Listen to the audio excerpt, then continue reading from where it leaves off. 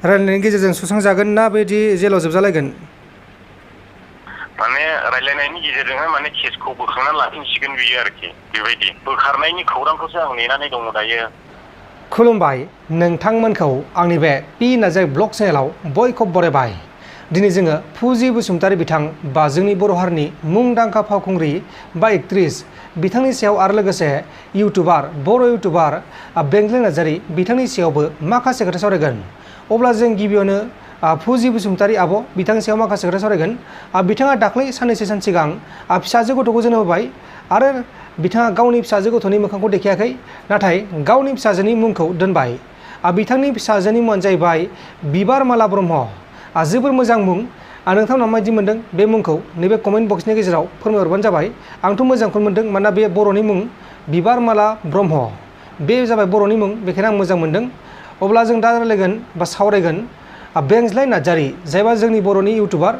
बेंज्लाय नार्जारि बिथाङा दाख्लै साननैसो सान सिगां पुलिसजों केस जादों आरो ना माने पुलिसनो केस जादों सोरजोंबा जायबा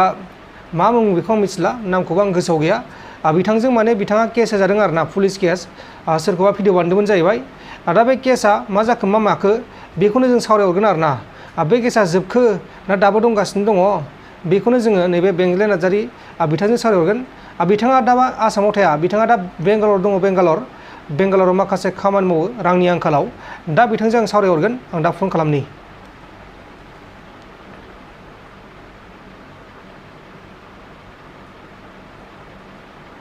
आं दा फन खालामगासिनो दङ नायबानो जाबाय नै फनानो नाङाखै माथो फन नाङाखै दानजालांबाय खनसे हरफिनबावनि ना खामानियावसो थांबायबा मिथिया ಫೋನ್ ನಂಬರ್ मोजां जागोन ಕರೆ ಮಾಡುತ್ತಿರುವ ವ್ಯಕ್ತಿಯು ಬೇರೆಯವರೊಂದಿಗೆ ಮಾತನಾಡುತ್ತಿದ್ದಾರೆ ನೀವು ಕಾಯಬಹುದು ಅಥವಾ ಪುನಃ ಕರೆ ಮಾಡಿ आपने जिस व्यक्ति को कॉल किया है वो अभी दूसरे कॉल पर व्यस्त है हेलो औ नोंथाङा बेंज्लाय नार्जारिमोन नङा होमबा औ नोंथाङा जे पुलिसनो केस जादोंमोन जे बे केसनि सायाव फंनैसो बुंनो हागोन नामा नैबे आं भिडिअ बानायगासिनो दं रायजोफोरनि सिगाङाव माने सोरबा मिथिनो लुगैदों ना बिथांनि केसा माबायदि जाखो बोरै सोलिगासिनो दं बेखौ माने मिथिनो लुगैदों बेनिखायनो आं नोंथांखौ बे केसनि सायाव फंनैसो बुंजानो लुगैयो आरो केसाथ' ओरैबायदि जाहैबाय जानाया जों बै भिडिअनिफ्राय थांग्रोनांगोन नालाय औ बे मास मोनबा सिगां मास 20 थारिखमोन नामा बै समावहाय बै जायनाखि हिनजाव खारजादों बै खारजाग्रा बेक्तिया गावनो भिडिअ बानायनानैहाय आंखौ हगारनो रिकुवेस्ट खालामबाय थाहरनायलाय आं बै भिडिअ माने जायबा हिनजाव खारजादों बै मानसिया नोंखौ माने भिडिअ खालामनो हरदोंमोन आरो ना औ गावनि फेसजों गावनो राव बुंनानै हरदोंमोन आरो हरब्लाबो आं आपल'ड खालामनाय जायाखैमोन ओमफ्राय खनले सानथामसो खावलायबाय थानायावहाय आङो बे भिडिअखौहाय आपल'ड खालामनानै होनाय जादों आरो दा बे केस नांनाय भिडिअआवहाय ओमफ्राय खोथाया ओरैबायदि जाहैबाय दा बे भिडिअआवहाय बेथ' मेनसन खालामदोंना नाम मेनसन खालामदों उमुगानो लानांखादों आंनि हिनजावखौ बेफोरबायदि नाम मेनसन खालामदोंना दा लानानै थांग्राया बै नाम मेनसन खालामजाग्राया नङा नालाय ओमफ्राय दा बै नाम मेनसन खालामजाग्राया माने लाजिनानैहाय गावखौ ससियेल मिडियाआव भाइरेल खालामनाय हिसाबैहाय दा आंनि सायाव केस होनाय जादों आरोखि माने चेनेल मालिकखौ बिदि जाहैदों आरो ओमफ्राय दा केसा माबायदि सोलिगासिनो दं दा केस होग्राया माला होदोंमोन ओमफ्राय जेनेबा बे केस होग्राया नोंजों रायलायाखै रायलायदों दायो आं केस होग्राजों रायलायगासिनो दङ सानैजोंहाय गोरोबनानै माने उथायनायसै होननानैहाय रायलायगासिनो आरो औ माने नोंथांमोननि केसा माने रायलायनायनि गेजेरजों सुस्रांजागोन ना बेदि जेलाव जोबजालायगोन माने रायलायनायनि गेजेरजोंहाय माने केसखौ बोखांनानै लाफिनसिगोन बियो आरोखि बेबायदि औ माने रायलायनायनि गेजेरजों केसखौ बोखांफिनसिगोन आरो औ ओमफ्राय नोंथाङा मा बे जायबा नोंखौ भिडिअ खालामनो हरदोंमोन बेजों कन्टेक्ट दंना गैया जायबा नोंथांखौ भिडिअ खालामनो हरदोंमोन दा नोंथाङा बेनि थाखायनो एफाग्राब जेंनायाव गोलैनांबाय बै मानसिखौ कन्टेक्ट खालामनो जादोंना जायाखै आं कन्टेक्ट खालामनो नाजागासिनो दङ ओमफ्राय कन्टेक्ट खालामब्लाबो मोनामैबा अरुणाचलावसो थायो होननानै आं दासो खबर मोननाय जादों अरुणाचलाव थाबाबोथ' बे फनखौ लाफानो हायोना फना टावार नाङा जाहैदों आं बिनि बे जेनाखि बे सिगाङाव खारदोंमोन बिनि बे बिसिजों आं रायलायनो मोनदों दायो बियो खिन्थाहरदों आरो बियो अरुणाचलावसो दङ होननानै बुंहरदों आरो ओमफ्राय आं बुंहरदों जेनाखि बे केस उथायनायनि फैसाखौ नोंथांमोना बानोब्ला मोजां जागौमोन आंनि थाखाय होननानै बुंदोंमोन आरो औ ओमफ्राय बेनि उनाव मा होनो लानाय हिसाबै ओमफ्राय बिसोर मा होनखो गावसोरथ' नाबो होनाखै माने गावनि हौवाखौ फैनो होग्रोदों आरोखि गावसोर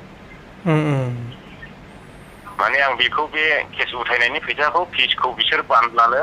आंनि थाखायबो सुख सान्ति आरोखि माने बिसोरनि थाखायनो आंबो प्रब्लेमाव गोग्लैनांबायना औ आं दा नोंथांखौ मोनसे बाथ्रा बुंनो लुगैयो नोंथाङा माने सोरबाफोर बेबायदि भिडिअ बानायनो हरदोंबाबो बेबायदि भिडिअखौ बानाय नाथाय बेजों लाना खारदों सन्देह खालामनायखौ बिसोरनि फट'खौ होफानाङा आरोना एबारनिफ्राय नङाबाथाय जेंनाया जाबावनो हागौ बेबायदि सोरजोंबा खारनो सन्देह खालामदों होननानै खारथारदोंबाबो बै सेंग्रानि मोखांखौ देखायनाङा आरोना फट'खौ देखायनाङा हायोबाथाय आरोना जुदि नोंथांमोना जुदि मोजाङै भिडिअ बानायनो सानदोंबा माने बेबायदिखौ हगारनाङा आरो जेनेबा आरो जुदि भिडिअ बानायदोंबाथाय बै जायबा बानायनो हरदों बिसोरनि पेन कार्ड बिहर बिसोरनि भटार आइडि बिहर बिसोरनि गासैबो प्रुफखौ बिहर आरो जाहाथे माने इयुनाव माबा मोनसे प्रब्लेम जाबाथाय रैखा मोननो हायो दा जेरै नोंहा प्रब्लेमाव गोलैदों दा नों बे जायबा नोंनो भिडिअ बानायनो हरदों बेनि जेबो प्रुफ आइडि प्रुफ गैया नङा होमबा ना दङ गैया आंनाव जेबो आइडि प्रुफ गैया बेखायनो माने जायबा दाय मावदों बेखौ मिथिनो थाखाय माने आइडि प्रुफखौ नांगोन माने बिहरखानांगौ भिडिअ बानायनायनि सिगां बेबायदि माखासे एग्रिमेन्ट खालामखानांगौ जेनेबा बिदि होननांगौ आरो नोंथाङा जेनेबा भिडिअ बानायनोबाथाय जोंनो भटार आइडि नांगोन पेन कार्ड नांगोन आरो लोगोसे नोंसिनि गामि एड्रेस गासै प्रुफ नांगोन लोगोसे भिडिअबो नांगोन बेबायदि बुंनांगौ आं बेखौनो बुंनो सानो नोंथाङा केसा जुदि बोखार जायोबाथ' मोजाङानो जाबाय मोजां खोनादों रायजोफोरा मोजां मोनो जानांगौ बेंज्लाय नार्जारि बिथांनि केसा नैबे बोखार जानायनि लामायाव नाथाय माब्लासिम बोखारजागोन बेखौ रोखा बुंथ'नो हाया बिथाङा जेब्लासिम बोखारजागोन अब्ला माने बिथाङा गावनि इउटुब चेनेलाव भिडिअ बानायगोन ना औ बानायगोन औ बिथाङा माने गावनि फोरमायना हो रायजोफोरनो दा आङो बे बोखारनायनि खौरांखौसो आं नेनानै दङ दायो औ बोखारनायनि खौरांखौ मोनथ'वाखै दासिमबो ना मोनथ'वाखै माने दिनैबो हास्लाबाखै होननानै बुंदों नालाय इयो गाबोननि समावहाय मारै जायो गाबोन नाजाबावनाय खिन्थु माने असिनि साइन नांबावगौ होननानै बुंदों नालाय इयो बोखारग्राया दा बे तेजपुर थाना ना मायावसो लायनांगौना असिनि साइना दा बेयावहाय माने गुवाहाटिसिम थांलाय फैलाय खालामनो हायाखै होननानैहाय आंनि सिगाङाव दा फोरमायहरदों आरो औ दे मोजाङानो जाबाय दे जायखिजाया केसा बोखार जासिगोनबा मोजांनि बाथ्रा मोजां खौरां इयुनाव एसे साबधान जादो बेबायदिनिफ्राय बेखौनो बुंनो सानो आरो नोंथाङाथ' इउटुबनिफ्राय एफाग्राब आर्निंबो मोना नङा होमबा आंनि आर्निंआ इउटुबनिफ्राय 6 मासावसो $100 जाहैयो आरो आंनि आर्निंआ होमबा बोसोरसेयाव खननैल' मोनो जाहैबाय औ जोबोद दुखुनांथाव ओमफ्राय नोंथाङा बे रांखौ डनेसन खालामनानै बेसेबां मोनदों बेखौ फोरमायनो हागोन नामा रायजोफोरनो रां डनेसनावथ' दा गैथ'आनो होननानै बुंजायो माने साब्रैसो मानसिल' हरदों बेयावहाय सोरबा 200 हरदों साथामसो मानसिया 200 हरदों ओमफ्राय सासे 100 ओमफ्राय सोरबा 50-40 बिदिनो हरदों आरो एलाबो गथा 900नि एसे गोजौआव थांना दंहैयो आरो 1000 हमना लादो आरो ना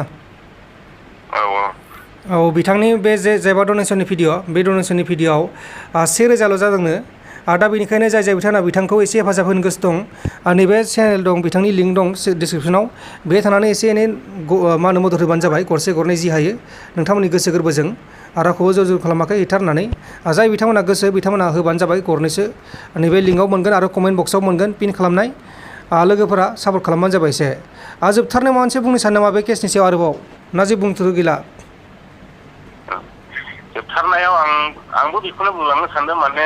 जानला मोनला प्रुफ गैयाला नैफोरबायदि भिडिअखौ बानायजाया आरो माने जायफ्रानाखि रस्टिं भिडिअ बानायो ओमफ्राय मेमार्सफोर ओमफ्राय निउस बानायग्रा एक्सपर्ट भिडिअ बानायग्रा बैफोरखौ आं खावलायो माने जानला मोनला बेफोरबायदि फुल प्रुफ मिथियाब्ला आंनि हिनजावखौ लानानै खारदोंनो होननाय खोथाजोंहाय रावखौबो भिडिअ दाख्लाम आरो माने बैखौबो फेसबो दा दिन्थि ओमफ्राय नामबो मेनसन दाख्लाम माने खालामोब्लाबो नोङो आर खालाम आरोखि माने बेनो थार होननानैहाय आसि थुनाङा बेनिखौ आं दा मोनदांदों आरो नों जुदि रोखा मिथियाब्ला बेनो थार होननानै आसि थुनानै मुं खायनानै फट' होनानै भिडिअ बानायनाङा आरो बेनो आरो आंनिफ्राय दा जायफोरखि एक्सपर्ट भिडिअ बानायोना ओमफ्राय रस्टिं बानायो मेमार्सफोर दं बै बिथांमोनखौ आङो बुंहरनो सानो नोंथांमोनाबो सानसे समाव बेफोरबायदि प्रब्लेमजों भुगिनांनो हागौ नङाब्ला बेनिखायनो सांग्रां जानाया मोजां आरो। गोजोननाय थाबाय नोंथांसिम होमबा बेखिनि बाथ्राखौ फोरमायनायनि थाखाय आरो आंजों लाइनाव फैनायनि थाखाय रोजा रोजा साबायखर। अब्ला जों लाइनखौ दोनथ'नोसै। औ गोजोननाय थाबाय दे दसे सम नायनो थाखाय। बिथाङा बुंनाय बायदिब्ला बिथांनि केसा सल्भ जासिगोन। बिथाङा माखासे केस होग्राजों रायलायगासिनो दङ, सावरायगासिनो दङ। बिथाङा जायबा केस होग्रों बिथाङा गावनि केसखौ बोखारनानै लाफिननो नागिरदों। ओमफ्राय बे केसखौ बोखारनो थाखाय माखासे जेंना जेंसि दङ। बिथांनो